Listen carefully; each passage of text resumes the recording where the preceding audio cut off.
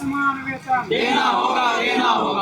सरकार को ये चेतावनी देते हैं कि ये ठेका प्रथा बंद होना चाहिए। आप किसी को 36,000 दे रहे हैं, किसी को 19,000 दे रहे हैं, जब काम समान कर रहा है तो ये भिन्नता क्यों? तो जो तरीका शोषण हो रहा है एजेंसी के द्वारा, हमको हर पल ये डर रहा था कि कल कंपनी हमको निकाल देगी, कल ये निकाल देगा, वो निकाल देगा। टेबल पे कोई 36,000 उठा रहा है, सेम काम कर रहे हैं, उससे ज्यादा देर रह रहे हैं और हमको मिल रहा है 19,000, तो क्या का इंसाफ है? समान काम के बदले समान वेतन, वरना होगा आंदोलन।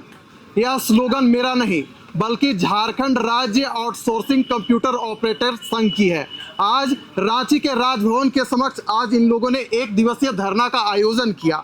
क्यों आयोजन किया, विस्तार से जानेंगे हम। आज आप लोग रांची के राजभवन के समक्ष एकजुट हुए हैं, क्या कारण है? दूर दराज इलाकों से आकर रांची में जो आज जमा हुआ है आप लोगों का, क्या कारण है?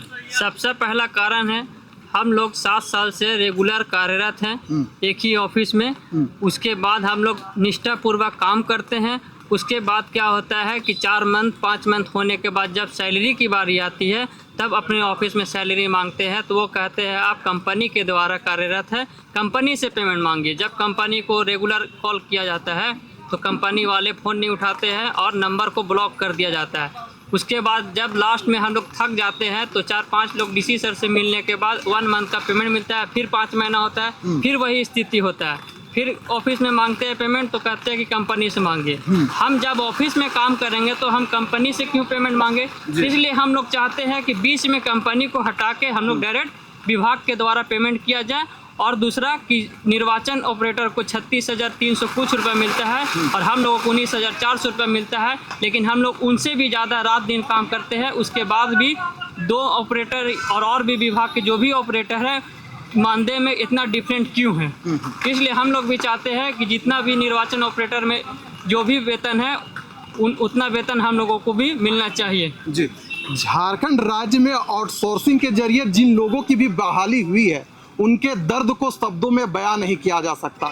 एक तरफ सरकार होती है, बीच में कंपनी होते हैं और तीसरे तरफ ये कर्मचारी होते हैं। जो दर्द होता है, जो पीड़ा होता है, इन लोगों को सहना पड़ता है। क्या क्या कहेंगे इस पर? देखिए, बात दरअसल ऐसा है ना जी, बहाली हमारी कंपनी से नहीं हुई है। जी। पहली बात स्पष्ट करेंगे, हम लोग सरकार के ही अधीन थे शुरुआती दौर से ही, जी, और सरकार ही वेतन देती थी। बाद में पता नहीं सरकार को क्या विचार सूझा कि बीच में चूंकि टेक्निकल मैन पावर के लिए सरकार ने जैप आईटी एक संस्था है उसको सेलेक्ट किया गया था। जी, उसके जो चीफ हैं वो आईएएस होते हैं, उनके जो अध्यक्ष वो मुख्यमंत्री ही हैं। वो कोई प्राइवेट एजेंसी नहीं है, सरकार की संस्था है। जी, उन्हीं का काम था कि जितना भी टेक्निकल मैन पावर होगा सरकारी ऑफिस में वही प्रोवाइड कराएगी, वही जो है उसको वेतन देगी। और 2014 तक ये व्यवस्था ठीक था। जी, 2014 तक जो है वेतन वही मिलता था जो सरकार तय करती है, जो वित्त विभाग तय करती है, वही वेतन मिलता था। जी, तो इसमें क्या था कि सभी ऑपरेटर का वेतन एक समान था, सब लोग खुश थे, काम कर रहे थे। 14 के बाद व्यवस्था ये बनी कि जैप आईटी ने कुछ जो है प्राइवेट एजेंसियों को, कंपनियों को सारे जो है ये टेंडर दे दिया कि आप जो है मैन पावर सप्लाई करिएगा। वही स्टाफ, वही ऑपरेटर जो कल आपके दिन काम कर रहा था, अब उसको किसी थर्ड पार्टी के माध्यम से काम कर रहा है, उसी ऑफिस में काम करना है। और पहले आप जो सीधे पेमेंट देते थे, अब आप सीधे ना दे करके अब आप थर्ड पार्टी को दे रहे हैं। थर्ड पार्टी उस एजेंसी को, उस ऑपरेटर को, कर्मी को पेमेंट दे रहा है। पहला व्यवस्था यहाँ गड़बड़ है। जी। इससे दिक्कत क्या होता है, पहले तो आपने उस लिंक को ही तोड़ दिया जो सरकार वेतन निर्धारित करती थी। जी। अब वेतन भी जैप आईटी जो तय करती है, तो जो सरकार द्वारा निर्धारित वेतन है उसको नहीं तय कर रही है। अब ये अपने मनमाने से जो है साल में 5% बढ़ाता है, 600, 700, 800 रुपये बढ़ा करके अपने ढंग से वेतन निर्धारित करती है। ये वेतन निर्धारण चल रहा है 2013 से।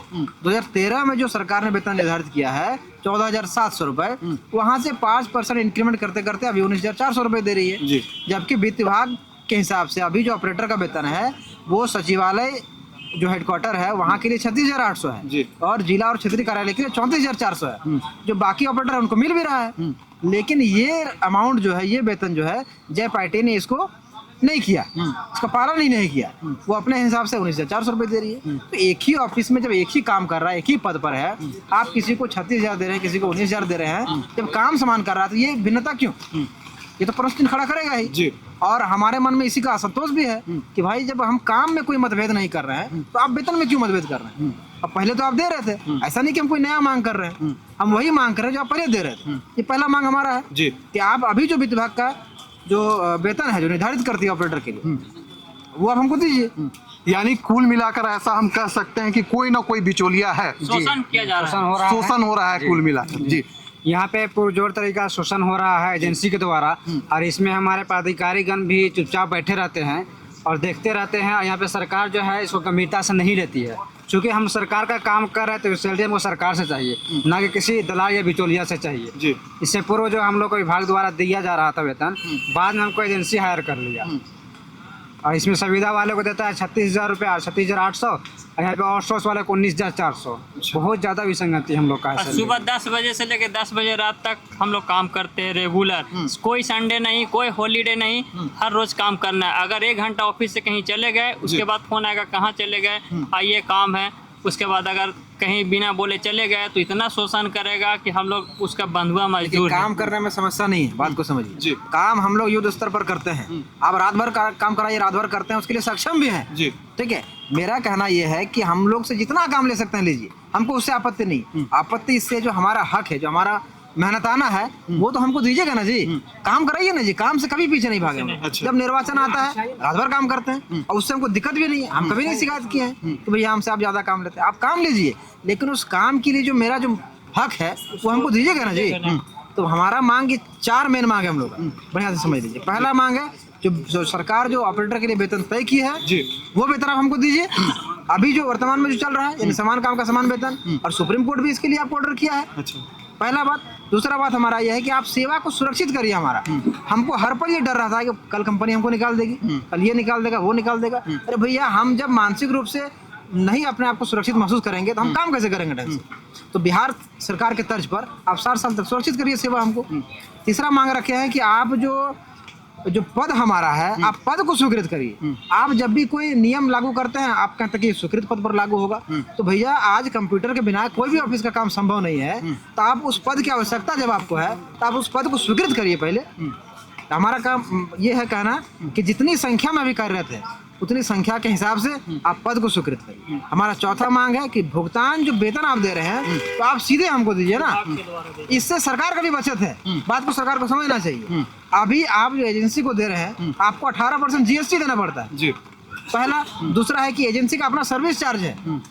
अपना एजेंसी चलाने के लिए किसी का फिक्स अमाउंट है 300 रुपये, 400 रुपये पर हेड। तो आप सोचिए कि 4000 की संख्या है, तो 4000 गुना 300, 4×12 मतलब 1,20,00,000 रुपया करीब आ रहा है हर महीने। जो आप एक्स्ट्रा खर्चा कर रहे हैं, क्यों कर रहे हैं भाई? आप सीधे हमको दीजिए। यानी आप लोगों के मन में कहीं ना कहीं डर तो बना रहता है कि कंपनी कभी भी हम लोग को निकाल सकती है, ऊपर से काम का लोड भी रहता है।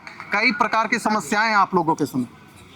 समस्या कई प्रकार का नहीं, अभी हम लोगों को जो आज 1 दिवसीय धरना राजभवन के समीप हुई है, इसमें सबसे मुख्य समस्या है माननीय सुप्रीम कोर्ट के आदेश का अवहेलना। जी, मैं इसलिए इस बात को कहना चाह रहा हूँ आप लोगों के माध्यम से कि सुप्रीम कोर्ट का आदेश का अवहेलना किया जा रहा है झारखंड सरकार के द्वारा। झारखंड सरकार में जो भी कॉम्पिटेंट अथॉरिटी हैं आउटसोर्स कंप्यूटर ऑपरेटर संघ या ऑपरेटर्स के लिए उनके, ऐसा इसलिए मैं कहना चाहूँगा कि सुप्रीम कोर्ट का स्पष्ट निर्देश है कि समान कार्य के बदले समान वेतन का भुगतान किया जाए।